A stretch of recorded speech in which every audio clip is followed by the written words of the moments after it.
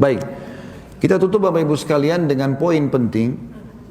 Yang keempat, tugas seorang muslim, ini sebagai penutup, adalah dia tidak boleh menjadikan masjidnya sebagai kuburan atau membangun di atas kuburan masjid. Itu larangan Nabi alaihi salatu wassalam. Berbicara masalah kuburan Bapak Ibu sekalian, sangat dianjurkan bagi seorang muslim agar dia membangun, menggali atau membuat kuburan seperti ajaran Nabi SAW. Di antaranya kata Nabi SAW kepada Ali bin Abi Thalib, "Hai Ali, aku wasiatkan kepadamu jangan kau temukan kuburan di muka bumi kecuali engkau samaratakan dengan tanah." Diberikan simbol sedikit saja. Kalau sebagian orang kan dibuatkan keramik, dipasangkan lampu segala macam, ini tidak sesuai dengan sunnah Nabi SAW tentunya ya. Dan juga Nabi SAW melarang dibanguni kuburan di situ. Kalau ada masjid, taruh kuburan. Subhanallah, saya pernah temui satu orang, ada satu Pak Haji waktu itu di kota Makassar, waktu saya masih di sana sebelum pindah ke Jakarta. Kisah ini mungkin sekitar 15 tahun lalu. Saya lagi ngisi di satu pengajian di masjid. Masjid itu bagus, Masya Allah. Rupanya mereka besanan ini bangun masjid sama-sama gitu. Orangnya masih hidup. Terus ada satu jemaah itu bilang sama saya, "Ustaz, ini yang bangun masjid sudah tulis wasiat kepada anak-anaknya kalau dia mati dia minta dikubur di depannya imam." Jadi imamnya sujud di situ mihrab, depan mihrab ditaruh kuburannya. Kenapa? Nggak tahu Ustaz. Baik, kita datangi rumahnya, coba tanya. Datanglah saya ke sana, ternyata dia dapat wasiat dari satu guru mengajinya di daerah Jawa, siapa gitu, kalau dia mau diampuni sama Allah lah apa segala macam diingat orang, maka kubur di depan mihrab. Ini kan menghadap kiblat, gitu kan? Apalagi dalam masjid, dilarang oleh Nabi SAW, tidak boleh.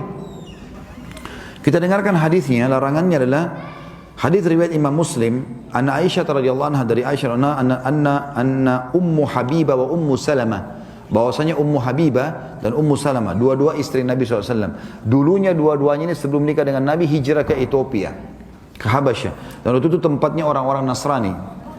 Zakarata kanisatu ra'ainaha bil Habasyah fiha tasawiru li Rasulillah sallallahu alaihi wasallam.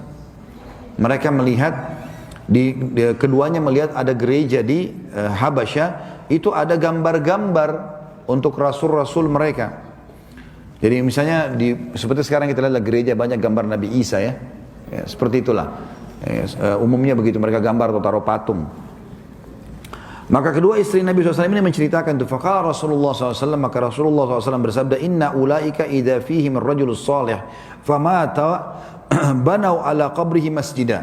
Sesungguhnya tradisi mereka, Yahudi dan Nasrani, mereka kalau menemukan ada orang saleh yang meninggal di antara mereka, maka mereka membangun di atas kuburannya tempat ibadah.